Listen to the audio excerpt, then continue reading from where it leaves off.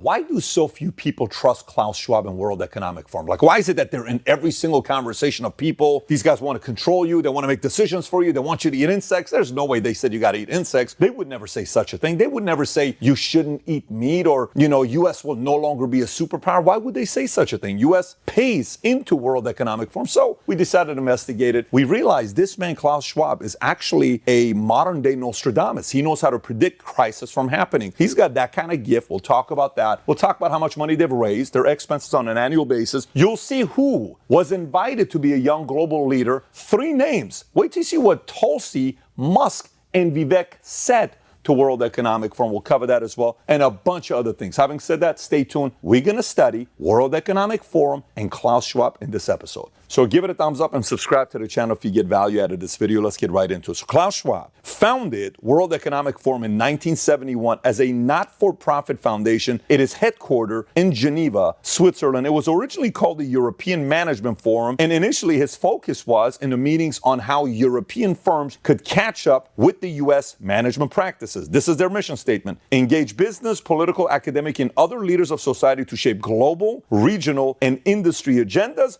Mission is committed to improve the state of the world. So far, sounds pretty good. They made a prediction on what they think is going to happen in 2030, 8 of them, which I think it's important for you to know. Here's some of the predictions. Number 1, you'll own nothing and you'll be happy. By the way, this is from their website. This is a video they produced. Number 2, the U.S. won't be the world's leading superpower. Instead, a handful of countries will dominate. Number 3, you won't die waiting for an organ donor. Instead, we won't transplant organs. We'll print new ones. Very interesting. Number 4, you'll eat much less meat. If you like meat, you're kind of screwed here. Number 5, 1 billion people will be displaced by climate change. We'll have to do a better job at welcoming and integrating refugees. Sounds very noble, but who knows what that means? If the world's only going to be ran by 5 countries, there's not a superpower. So can they just choose to say this 10 million will be moving to your state? This 8 million is going here. They get to choose that if that's what integration means. Number 6, polluters will have to pay to emit carbon dioxide. There will be a global price on carbon. This will help make fossil fuels history. Number 7, you could be preparing to go to Mars. Oh my God, can you imagine how they're trying to sell to people around the world? Scientists will have worked out how to keep you healthy in space. Science will work out how to keep you healthy in space. The start of a journey to find alien life. Number 8, Western values will have been tested to the breaking point. Checks and balances that underpin our democracies must not be forgotten. How do you feel right now? Are you like watching this saying, there's no way this is true? Let me go Google this myself. Go ahead and do it. Pause the video, check it for yourself, and then come back and you'll see this is what they're telling you. If they're selling you a dream, man, this is awesome. I can't wait to live this life. Well, then follow whatever they're telling you. But if this is a nightmare type of a situation coming from their mouth to you, you may want to investigate these guys before we see them as experts and honorable leaders that we subscribe to whatever they tell us to do. Now, here's their objectives. I'm going to read to you from their website. Stay tuned. Let me just read it to you. It's not going to sound real, but let me read it to you. So look, I've been in the financial industry since 9/11, the day before 9/11, and I've owned stocks, bonds, mutual funds, real estate, crypto, gold, you name it, I've owned it. But the one thing that's very important part of my portfolio all these years is gold. I love having a percentage of my net worth in gold that I have access to in case of many different things. A few facts you need to know about gold. Number 1, the gold market cap is $11.8 trillion. Since 2000, the compound annual growth rate for gold has been 9.24%, and during times of high inflation, 3% plus, has been 15.35%. Now, those are just some numbers for you, but there's some other benefits to add gold to your portfolio. Number 1, hedge against inflation. Number 2, results showed recently that 93% of central banks are working on a CBDC. So this means what? That could be a manipulated currency that they own. If you own gold, it's a non-duplicatable asset. You're now hedging against CBDC taking place. Number 3, a potential cyber threat. If it happens, you don't have access to your money, you don't have access to your accounts, well, you have access to your hard physical gold. Number 4 is anonymous. No one knows you have that gold. And last but not least, diversification. That's why we chose to work with our new sponsor, American Hartford Gold. If you have retirement funds that you cannot afford to lose, American Hartford Gold will ship physical gold or silver directly to your door. Also, if you have retirement funds that you can't afford to lose, now is the time to call American Hartford Gold a precious metal dealer you can trust. They have the finest products, amazing customer service, and a buyback commitment. They've earned a 5-star rating from thousands of reviews and an A+ from the Better Business Bureau. Tell them I sent you and they'll send you up to $5,000 worth of free silver on your first order. So click on the link in the description or call 866-939-6984. Again, 866-939-6984. Globalism Net Zero, reimagining capitalism. This is being said by people who have never ran a business before. Klaus Schwab is not a businessman. He pays himself $1 million a year, but he's not a businessman. He's hurting small businesses like you and I who run businesses. He's not a fan of you. He wants to control you because he thinks he knows what's best for you. Slowing population growth. They're not saying depopulation. It's more like saying slowing population growth. It's a little bit more gentle. And Yuval Harari, who is their number 2 guy at World Economic Forum, said the following about you. Humans are now hackable animals. Are you a hackable animal? That's what the number 2 guy at World Economic Forum thinks about you and me. How do you feel about that? Isn't this exciting? Like we're learning about an organization that you're just excited about, right? So how does this thing operate? What do they do? This organization meets annually in Davos, Switzerland. It convenes regional summits, industry summits, and other events around the world. Their revenue streams is funded through world's most significant business entities who join the forum as members and partners in order to participate. Approximately 1,000 corporations hold memberships in World Economic Forum, including Google, Apple, Microsoft, Amazon, and many others, which we'll take a look at. Membership and partnership fees varies from $60,000 annually to $595,000 annually, according to Bloomberg. And in 2022, there were approximately 2,000 delegates, including Al Gore, John Kerry, Christine Lagarde, Jens Stoltenberg, Ursula von der Leyen, Henry Kissinger, George Soros, and many other high-profile names. You may be curious about the financial statement, what kind of money they're making, what kind of money they're paying out. This is what it looks like. In the last 6 years, in 2017, they had total expenses of $278 million, of which they paid $108 million to staff and $170 million to office and activity, and that led all the way down to today, 2022, $383 million in expenses, $130 million to staff, $252 million to office and activity. 383, it's a good number, what they're spending every year, and they're able to get a lot of money from a lot of big names. I'll read you some of the companies right now, but you may ask, why are companies partnering with World Economic Forum? Here's what McKinsey said on what the benefits are to join World Economic Forum. WEF partners with many international organizations and corporations to run projects addressing global concerns. This year, collaborations are focused on pursuing a net zero pathway, nurturing resilience, reimagining globalization, and supporting diversity, equity, and inclusion, which is DEI, in every part of society. Do you see some touches of ESG in there? I kind of read that. The DEI equals ESG, CEI, Corporate Equity Index score, all that stuff. That's kind of what you're hearing from one of the biggest consulting firms in the world, McKinsey. Now, if you're wondering what other companies are part of, let's read through some of the lists here that you may know. Accenture, AIG, Alibaba, Allianz, Amazon, Bain & Company, Bank of America, Barclays, Bill and Melinda Gates Foundation, BlackRock, Boston Consulting Group, BP, Bridgewater Associates, Chevron, Cisco, Citi, the Coca-Cola Company, Dell Technologies, Deloitte, Deutsche Bank, DHL Group, EY, which is Ernst & Young, Goldman Sachs, Google, Hewlett-Packard, HP, HSBC, Huawei, IBM, Intel, Johnson & Johnson, JP Morgan & Chase, KPMG, Lazard, MasterCard, McKinsey & Company, Meta, Microsoft, Mitsubishi, Morgan Stanley, Nestle, Open Society Foundation, George Soros, Palantir, PayPal, PepsiCo, Pfizer, PwC, Procter & Gamble, Qualcomm, Royal Philips, Salesforce, Sequoia Capital, Siemens, Sony, S&P Global, Swiss Re, Uber Technologies, UBS, Verizon, Visa, Volkswagen, Volvo, Zurich Insurance Group. See how many different industries, massive companies, multi-billion dollar behemoth companies are members and they're coming together? What's the whole purpose of this? It's a globalism to control what the smaller people don't get to do. They make the decision that's best for you. Kind of gets you thinking a little bit, right? Makes you want to be a little bit skeptical. But let's go a little bit deeper. What are some of the initiatives? The first one, which is kind of interesting. Remember earlier I said Nostradamus?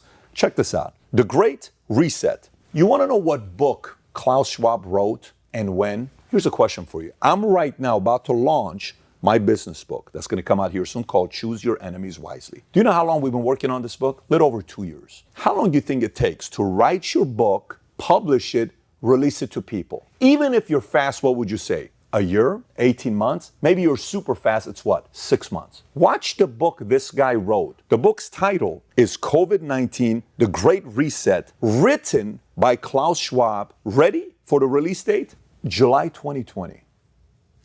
Do you know when COVID shut down America and it was a mess, NHL, NBA, all that stuff? Mid-March. You either wrote the book, published the book, drafted the book, printed the book in 3-4 months, or you kind of timed it very well. How did you know?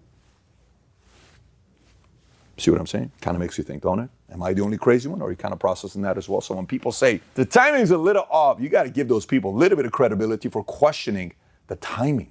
What a perfect timing of a book. Watch how he speaks when he's talking about this great reset. You ready? Tell me if this sounds like a welcoming language. Just tell me, you know how people talk to you, welcoming language? Tell me what this sounds like. Every country from the United States to China must participate. Not shall, not ought to, must participate in every industry, from oil and gas to tech, must be transformed. In short, we need a great reset of capitalism. Who are you to know what we need from a man who's never ran a business before? All you do is raise money, getting Europe to compete against US because US was your enemy. Somehow you fooled US to come and join WEF. Now we must do what you want us to do. Since when does the world run this way? But wait for this. Famous line. You'll own nothing and be happy.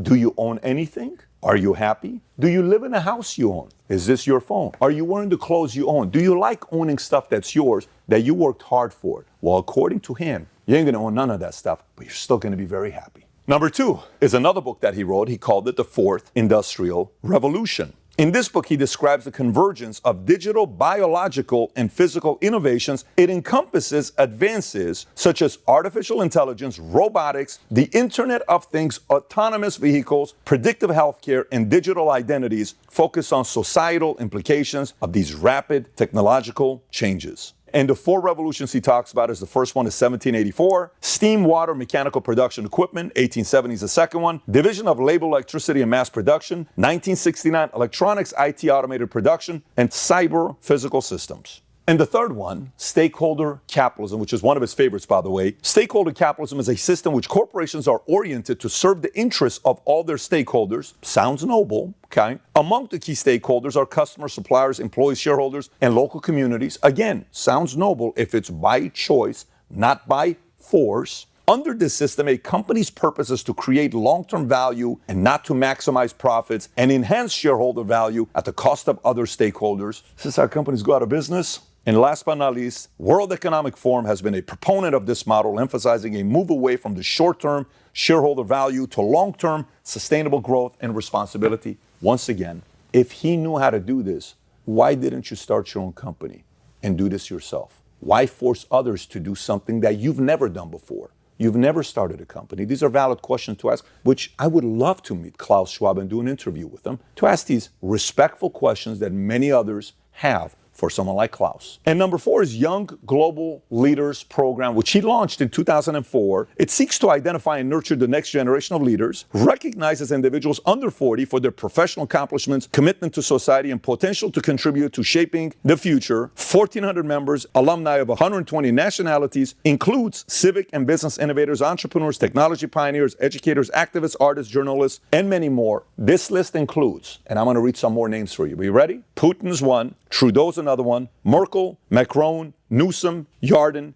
and many others. And by the way, they divided by different industries. Let me read you some other names that you may know. Pete Buttigieg, Chelsea Clinton. I know her husband is a friend, okay, a friendly podcast guest we've had before. Nikki Haley, Adam Kinzinger, Jonathan Soros, son of George Soros, Lawrence Summers, Paul Krugman. In the media space, Fareed Zakaria, Anderson Cooper, Sanjay Gupta, Andrew Ross Sorkin, Thomas Friedman, George Stephanopoulos, Lachlan Murdoch, Maria Bartiromo. Now here's for technology and social media. Bill Gates, Steve Ballmer, Bezos, Sergey Brin and Larry Page, Eric Schmidt, Peter Thiel, Mark Zuckerberg, Sheryl Sandberg. From Great Britain, Tony Blair, Niall Ferguson, Charles Allen. Remember how I told you Tulsi, Musk, and Vivek? All 3 were nominated, but they said, not interested. We're okay. You don't need to recognize us. Thank you, but thank you. So again, you pick and choose. You may be watching the same. I want to get nominated for this. Great, you can go get nominated for this guy. But you may say, I don't really want to get nominated. Well, here's what some people who said good things about him said, and here's what some people said bad things about World Economic Forum.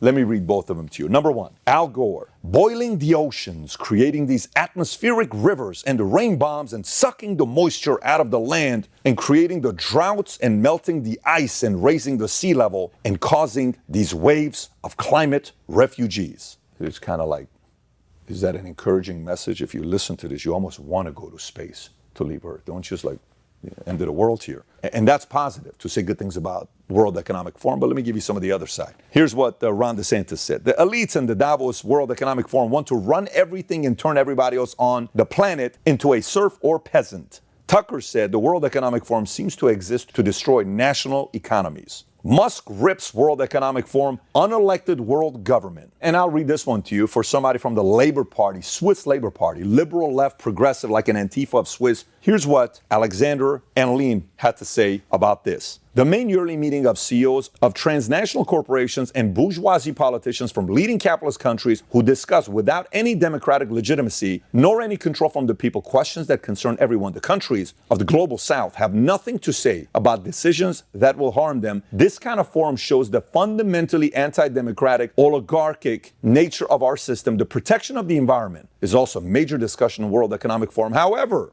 every year, 1,000 private jets fly to Davos, which is equal to the pollution emitted by 300,000 cars altogether. Man, they really care about this climate change stuff and protecting it for you and I. So how excited are you right now? Are you still saying, well, Pat, this is a little crazy. Come on, man. You guys are overselling it. No problem. You ever had insects? Have you ever eaten insects? Well, I'm going to read this to you from their website just a year ago, February 2022. 5 reasons why eating insects could reduce climate change. Not private jets. Not private jets. Even Mario's laughing. Insects could reduce climate change. Number 1, edible insects can produce equivalent amounts of quality protein when compared to animals. How awesome is that? Insects require less care and upkeep than livestock. Number 3, we're actually running out of protein. Number 4, insects are part of virtuous eco-cycle. Why don't you be virtuous and eat more insects? And number 5, you can start small and work your way up. It's just, why would you not want to eat insects? Isn't this noble? Doesn't it get you emotional thinking about how much they care about us? Who cares about you as much as they do? Who else makes you eat insects to live a healthier life? Eco. Who else makes you do that? Noble people at World Economic Forum. Look, I got to tell you, I like talking to everybody. And I give everybody the benefit of the doubt. I'm telling you, I would love to talk to Klaus Schwab sincerely. I would love to fly out to Geneva to sit down and talk to this guy, wherever he lives. I'd love to go to his place and have a conversation with him. Klaus, this doesn't make any sense. There is no selling the dream. Everything is force, must, you better, all of this. That's just not the American way. And I feel you don't like the American way because the American way allows for us to choose, free to choose. If somebody wants to eat insects, go for it. Put mayonnaise on it, put mustard, hot sauce, whatever you want to do.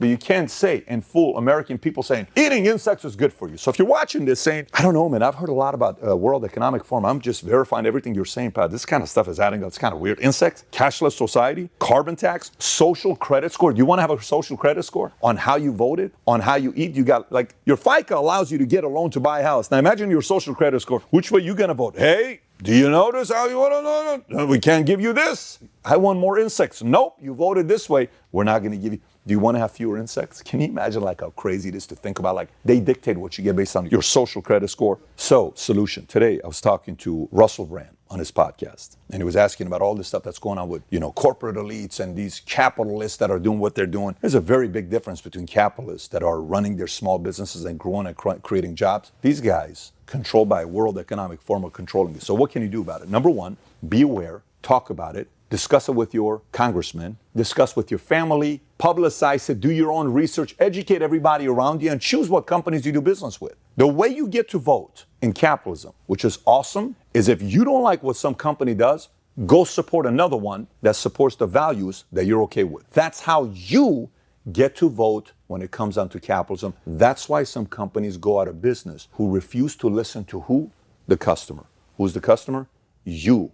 You have the power. We have the power on how we vote with these businesses by the way we spend our money.